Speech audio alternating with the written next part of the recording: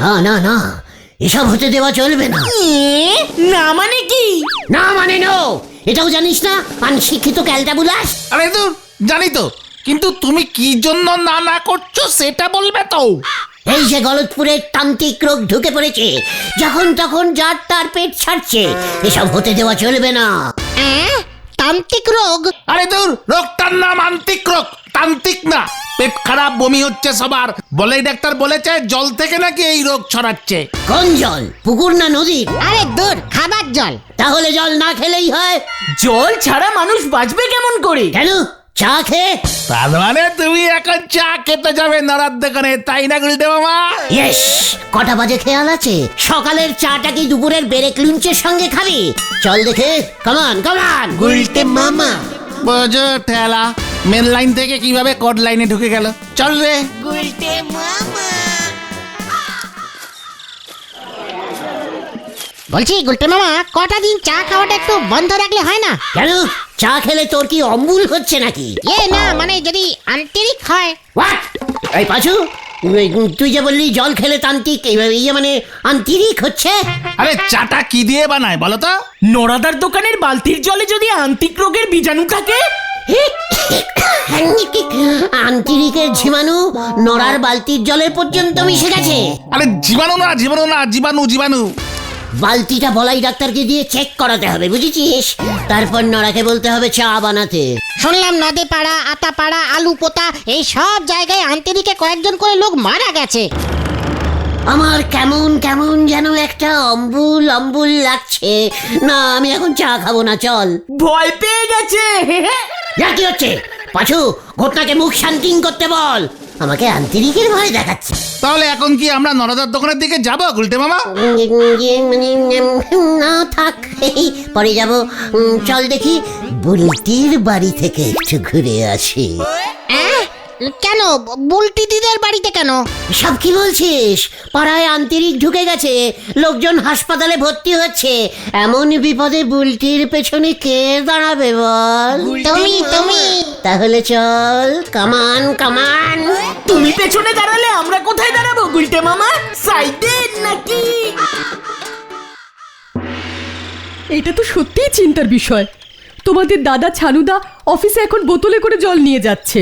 দেখ পাঁচু, দেখ, শোন বকুল দি কি বললো, শোন। আমি জানতাম আপনাদের বাড়ির জলে তান্ত্রিক মানে আন্তরিক মানে ওই আন্তরিকের জীবাণু থাকবেই না। এই জীবাণু জীবাণু জীবাণু। না না গুলটি ঠাকুরপো, আমরা তো জল এখন ফুটিয়ে খাচ্ছি।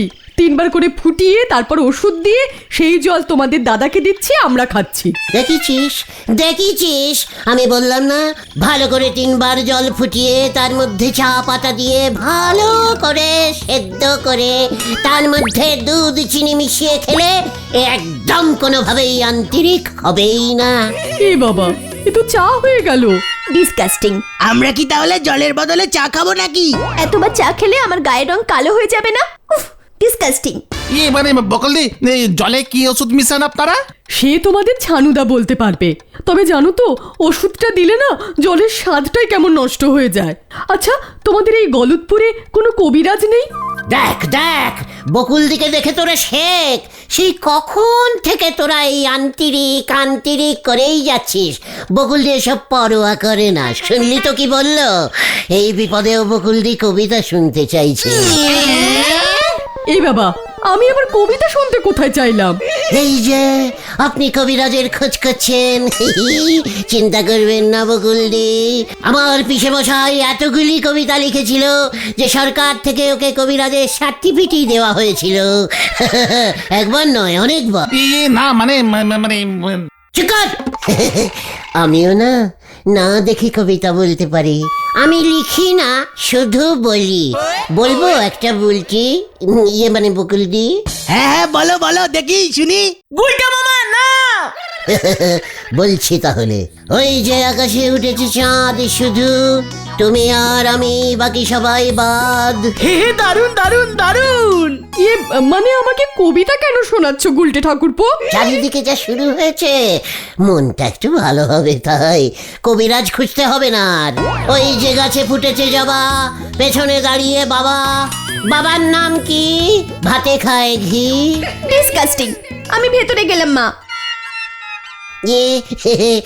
ভালো না বকুলদি, আমার কবিতা বলাটা ভালো না? আমি তো কবিরাজের কথা বলেছি গুলটে ঠাকুরপো, যারা ওষুধ দেন। মিনি ডাক্তার তাই না? মিনি কিনা জানি না, তবে আমার বাপের বাড়ির ওখানে মধু কবিরাজের বড়িতে এসব আন্ত্রিক তান্ত্রিক সব সেরে যেত। এখানে তো শুনছি লোকজন মরতে শুরু করেছে। কি যে করি, খুব চিন্তা হচ্ছে। ভাবছি বুলটি বুদনকে নিয়ে 1 মাস বাপের বাড়ি কলুপুরে চলে যাই। এই না, একদম না বকুলদি, এ হতে পারে না। আমি নিজে গিয়ে ওই মধু কবিরাজের বড়ি নিয়ে আসছি। এ বাবা, মধু কবিরাজ সেই কবেই মারা গেছেন। আমি যেতে চাইছি কারণ কলুপুরে শুনলাম এখনো আন্ত্রিক ঢোকেনি। বকুলদি প্লিজ, আপনি বুলটিকে নিয়ে যাবেন না। আমি এক্ষুনি কবিরাজ নিয়ে আসছি। আমি প্রথমে অন্য কবিরাজ বুঝেছিলাম তো। আমার এমন অনেক কবিরাজ চেনা শুনো আছে। আপনি যাবেন না, পাড়ার ছেলে হিসেবে আমার তো একটা কর্তব্য আছে। কি বলিস তোরা? আটকাবি না? ইয়ে মানে হ্যাঁ হ্যাঁ হ্যাঁ হ্যাঁ হ্যাঁ হ্যাঁ হ্যাঁ, ইয়ে মানে কিভাবে? বকুলদি নো চিন্তা, আজকে আমি বিকালের মধ্যেই কবিরাজি বড়ি নিয়ে আসছি। চল হরে বাপ, হরে বাপ। বুলটিকে বলে দেবেন বকুলদি আমি যাচ্ছি। মা ডিসগেস্টিং এর মতো কথা বলছে না? চুপ কর, এমন বলতে নেই। যাও গিয়ে হোমওয়ার্ক করতে বসো। এ বাবা, এটা তো আরো ডিসগেস্টিং। আপনারই বলি যে কবিরাজের কথা, আর আপনি কবিতা বলতে শুরু করে দিয়েছেন। লন্ড ভন্ড করবার একটা নিমিট থাকে নাকি? দাদা, তুইও কিন্তু লিটিম ছাড়িয়ে যাচ্ছিস বলে দিচ্ছি। তুই আমাকে কবিরাজ দেখাচ্ছিস? আপনি জীবনে একখান কবিরাজ নিজের চোখে দেখিছেন গুলটি বাবু? আপনি সানু বাবুর বাড়ি নিয়ে যাবেন কবিরাজ? পাঁচু, নড়াকে কিন্তু এরকম না জানতার মতো কথা বলতে বারণ কর। কি হচ্ছে?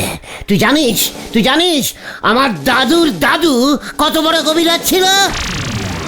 দাদুর দাদু? বাপরে বাপ, তুমি দাদুর দাদুকে কি বলে ডাকতে গুলটে মামা? ওরে গলতপুরের হোতকা বলদ ঘটন, দাদুর দাদুকে বলে পো ঠাকুর দাদু। পো ঠাকুর দাদু? আরে সে আপনার দাদুরে আপনি পো ডাকেন আর সই ডাকেন। আসল ব্যাপারখানা কি বলতে চাচ্ছেন সেটা বলদিনি। ঠিক ঠিক। শোন তাহলে, কিছুই তো জানিস না। না বললে জানবো কেমন করে? ঘটন থামবি। এই তুমি বলো তো গুলটা মামা, বলো তো। আমার ওই পো ঠাকুর দাদু ছিল গুলঘুটিয়া গ্রামের 1 নম্বর কবিরাজ। এক ডাকে সবাই তাকে চিনতো, বুঝেছিস? নাম ছিল শ্রী শ্রী তারিণী কবিরাজ। তার কবিরাজি বড়ি খেয়ে সব রোগ একেবারে কমে যেত। এই সব আন্তরিক তান্ত্রিক নস্যি, বুঝেছিস? ব্ল্যাক জ্বর, কিচেন ফস্ক, টাইফয়েড, সব কঠিন কঠিন অসুখ সেরে যেত। আমার দাদুর শাশুড়ির জন্ম থেকে হাঁপানি ছিল, কেউ কমাতে পারেনি।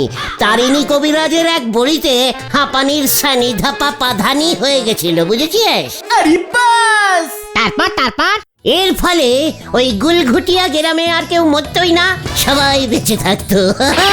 অসুখ না করলে মরবে কেমন করে? ঠিক ঠিক। এক একজনের বয়স 130, 140, 150, 200 বছরের নিচে ছিল না। মা গো, আমারই তুলি নাও মা, তুলি নাও। তার মানে ওই গুলঘুটিয়া গ্রামের সব মানুষ একেবারে যাকে বলে অমর? আরে না, এরপরেই তো লাগলো আসল ঝামেলা। গাড়ি এবারে গ্যারেজে ঢুকতিছে। তা কি ঝামেলা শুনি? কেউ মরছিল না, কেউ না। তাই বাবা বললো যে বাবার সম্পত্তি ছেলে পাবে, সেসব পাচ্ছিলই না। গুলঘুটিয়া গ্রামের সব ছেলেগুলি ভয়ঙ্কর খচে গেল, বুঝেছিস? ওদেরও বয়স হচ্ছে তো, বুড়ো হয়ে যাচ্ছে, ব্যাস অচথ সম্পত্তি ভোগ করতে পারছে না। কি ঝামেলা! বাবা তো মরছেই না। খুব কেচালকাটি ব্যাপার তো। গুলঘুটিয়ার জমিদারও মরে না, 300 বছর ধরে জমিদারি করেই যাচ্ছে ওর ছেলে জমিদার হতে পারছে না, ছেলের বয়সও 200 হয়ে যাচ্ছে, তার ছেলের বয়সও 100 ক্রস করে যাচ্ছে, কবে কে জমিদার হবে তার নেই ঠিক। ইস কি বিচ্ছিরি ব্যাপার, অসুখ করলেই তারিণী কবিরাজের বড়ি খেয়ে ফেলছে সবাই। জয় গুরু। তারপর শেষমেশ জমিদারের ছোট ছেলেটা একদিন রাতে ওই পো ঠাকুর দাদুর ঘরে ঢুকে দাদুকে রাগের চোটে মারে এক ধাক্কা। ব্যাস, দাদু আপিন খেয়েছিল, টাল সামলাতে না পেরে সোজা গিয়ে বাড়ির সামনের পুকুরটায় পড়লো, আর উঠলো না। এ বাবা, শেষ পর্যন্ত জলে ডুবে মারা গেল। কি জানি, আর তো উঠলোই না, মরলো কি বাঁচলো কে জানে। পুকুরের নিচে এখনো বেঁচে নেই তো? খুঁজে দেখেছিলে? চেকার, ওই পুকুর বুঝে এখন বাড়ি উঠে গেছে। তাই তারিণী কবিরাজের বড়ি 2-1 কান রেখে দিতে পারলেন না গুলটে বাবু? ওরে নরা রে, তুই এখনো আমাকে চিনলি না? তার মানে তোমার কাছে এখন ওই বড়ি আছে? তারিণী দাদুর চকির নিচ থেকে 3-4টে পেয়েছিলাম, টুক করে পকেটে ভরে নিয়েছিলুম। তালি পরে সেই বড়ি আমায় 1 কান দিতে পারতেন গুলটে বাবু। আমার শ্বশুর মশাইরে খাওয়ালি পরে উনি বেঁচে যেতেন, খুশি হয়ে শ্বশুর বাড়ির সব সম্পত্তি আমার নামে নিকি দিয়ে যেতেন। ওরে নরা রে, আমি চাই না আমাদের এই গলতপুরে আবার বাপ ছেলের সম্পত্তি নিয়ে ঝামেলা লাগুক, কিন্তু এখন তো দেখছি ওই বুড়ি আমাকে বার করতেই হবে, আমার একটা দায়িত্ব আছে না? কার জন্য? কেন? বুলটির আন্তরিক হলে তখন কি হবে? না না না না, আমি যাই বড়িগুলো নিয়ে আসি। বোতলটা যে কোথায় রাখলাম, এই তোরা থাক, আমি যাই বুঝলি। ক্যালটাবুলা শান্তিরিক, এবার ওই বলাই ডাক্তারের বাজার আমি খাবো। নরদা, এবার কি হবে গো? সাতাদে বাস পড়া ঠেকাতি নামলি যা হতে পারি এখন তাই হবে। ডাকতি বলিছি অ্যাম্বুলেন্স, নে এসেছে নেবু নদেন সরি বুল। দেখ, এই সেই ধ্যানতেরি বড়ি, একটা বড়ি খেলেই আন্তরিক হাওয়া হয়ে যাবে। ধ্যানতেরি বুড়ি, সেটা আবার কি? ধ্যানতেরি মানে জানে না? অল রোগ কমপ্লিট সেরে যায়, তাকেই ধ্যানতেরি বলে। ও ধন্বন্তরি বড়ি। মানে আমার পো দাদু সোজা করে বলতো ধ্যানতেরি, তোরা ধন্যতরিও বলতে পারিস। কিন্তু তুমি যে বলেছিলে কয়েকটা মাত্র বড়ি আছে, এখানে তো দেখছি বোতল ভর্তি বড়ি। ওরে ক্যালটাবুলাসের ছোট নাতি রে, ঘটের গোবরগুলি একটু ক্লিয়ার কর। ওই 3-4টে বড়ি বেটে এতগুলো বড়ি তৈরি করেছি সারা দুপুর ধরে, বুঝেছিস? হ্যাঁ রে, সবাই যখন জানতে পারবে না একটা বড়ি খেলেই সব রোগ হাওয়া হয়ে যায়, তখনই দেখবি কেমন ডিমাইন্ড হয়।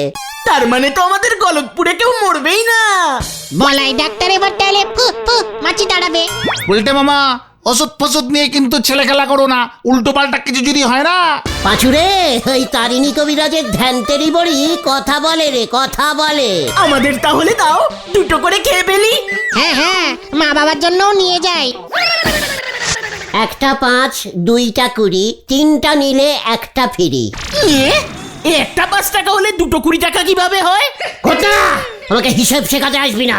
3টে নিলে 1টা ফ্রি দিচ্ছি, সেটা খেয়াল করিস নি? এই ফ্রি বড়ির দামটা কি তোর দাদু দেবে? মানে আমি কিন্তু এর মধ্যে নেই গুলটে মামা। হ্যাঁ, আমিও না। তুমি আগে বুলটিরিকে এই বড়ি খাওয়াও, দেখি কি হয়, তারপর না হয় আমরা খাবো। এত স্বার্থপর তোরা। বুলটির কি আন্তরিক হয়েছে নাকি? আগে যাদের হয়েছে তাদেরই খাওয়াতে হবে, তাদের আগে খাওয়াই। চল, প্রচার শুরু করতে হবে। ও গুলটে মামা, শোনো না, ব্যাপারটা কিন্তু ভালো হচ্ছে না। চিকট, একটা রিস্কা আর মাইক জোগাড় কর, টাকার চিন্তা করবি না। লিডাস অডাস, কামান কামান। হিন্দি, এবার কি হবে রে? জানি না। এ তো সত্যি চিন্তার বিষয় হয়ে দাঁড়ালো পাঁচু ভাইপো। গুলটে মামা কিছুতেই কিছু শুনলো না, জোর করে ঘটনকে নিয়ে চলে গেল। আসুন আসুন আসুন, তারিণী কবিরাজের ধন্যতরী বড়ি, এক বড়িতেই আন্তরিক সিল হয়ে যাবে। আসুন আসুন আসুন। ব্যাক জ্বর ফস্ক সব রোগ বল। হ্যাঁ, শুধু আন্তরিক না, সব রোগ।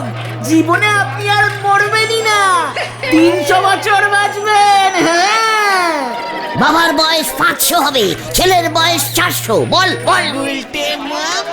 এই যে গুলটা কি বড়ি বেসর দাদু ধন্যতরী কবিরাজি বড়ি একটা খেলে জীবনে আর পটল তুলবেন না।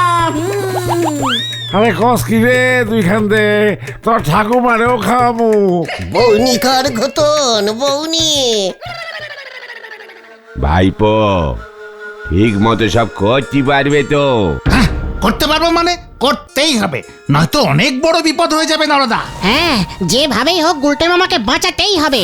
ঠিক বলেছ, এমন বুদ্ধি ছাড়া নন্দ ভণ্ড নোক ভগবান এক পিস তৈরি করে পাঠাইছে। যেমন বললুম ঠিক তেমনই হওয়া চাই। উল্টে বাবুদের তো চিনি, মনে হয় এই ওষুধেই কাজ হবে। এই আমারে 10টা বড়ি দে, আন্তরিক যেভাবে বাড়ছে চারিদিকে। আমায় 20 খান রে, 1000 বছর বাঁচো। আরে আমার পুরো বোতলটা দে। দাম বাড়িয়ে দে ঘতন, দাম বাড়িয়ে দে। একটা গুল্লি 20 টাকা, দুটোর দাম 50 টাকা, 3টে হলে 500 টাকা। জীবনে আর মরবেন না। বুলটির জন্য কয়টা রাখবো গুলটে মামা?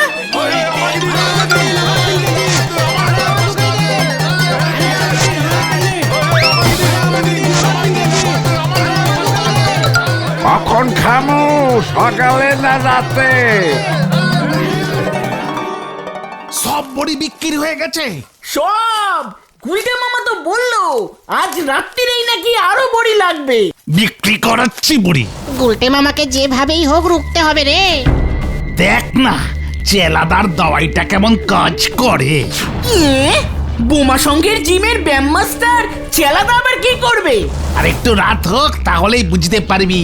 বাড়ি গিয়ে খেয়ে দে, তাড়াতাড়ি আমাদের বাড়ির থেকে সামনে চলে আয়।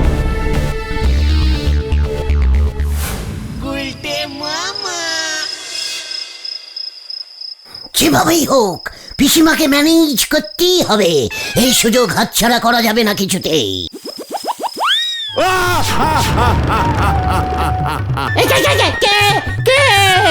উল্টে, এই গুলটে, এমন ভাবে কে ডাকছে? ভূত নাকি? বাইরে আ, বাইরে আ। আসছি।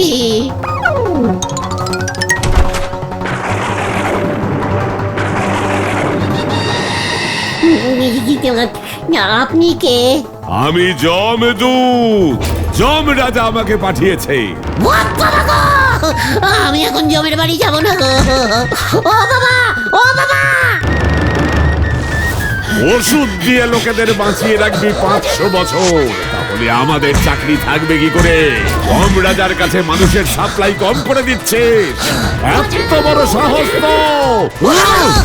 আমাদের চাকরি খাচ্ছে। মানুষ না মরলে যমরাজার কি হবে? যমরাজ্য চলবে কি করে?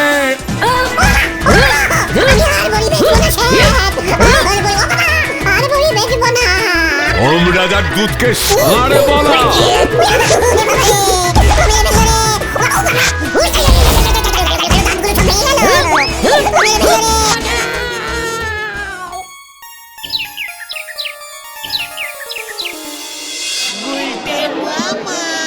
ও বাবা গো, ও বাবা, আমি আর নেই রে, আমি আর নেই। চেলাদাকে তো শুধু ভয় দেখাতে বলেছিলাম। এমন করে কেলিয়ে মানে ঘুষি মেরে তোমার মুখটা পুরো থেবড়ে দিয়েছে গো। ওদিকে আরো বড় ক্যাচাল হয়েছে। তুমি ধন্যতরী বড়ি বলে পিসিমার ডালের বড়ি ভেজে চালিয়ে দিয়েছো না? হ্যাঁ রে, যাতে কাউর ক্ষতি না হয়। তাতে কি হলো? আন্টিদিকের পেশেন্টরা আসল ওষুধ না খেয়ে তোমার ডালের বড়ি খেয়েছে। ওদের আন্তরিক আরো বেড়ে গেছে। ওরে বাবা রে, ও বাবা! ভাগ্যি শ্যালা বাবু ওর বিয়ামের মোটা মোটা হাত দিয়ে ঘুষি মেরে আপনার বদন বিগড়ে দিয়েছে। হাসপাতালে ঢুকে গিয়ে রোগকে হয়েছে, নয়তো বাইরে লোকজন যা খেপি রয়েছে, হাসপাতাল থেকে বের হলি পরে পুরো বডি বিগড়ে দেবে। ভাগ্যিস তুমি এই বুদ্ধিটা দিয়েছিলে নরাদা। পাবলিকের ধোলাই খাওয়ার থেকে স্যালার ধোলাই খাওয়া অনেক ভালো। রোগ শোক নিয়ে এমন গন্ডগোলের কাজ কেউ করে? তুমি চেলাদাকে ষাঁড় বলতে গেলে কেন? এর জন্যই তো চেলাদা খচে গিয়ে তোমার মুখে ঘুষি ঝেড়ে দিয়েছে। ওরে বাবা রে, আমি আর কবিরাজি বড়ি বেচবো না রে। তাহলে তুমি কি বেচবে গুলটে মামা? হরি মটর! গুলটে মামা কি জয়! ওরে বাবা গো!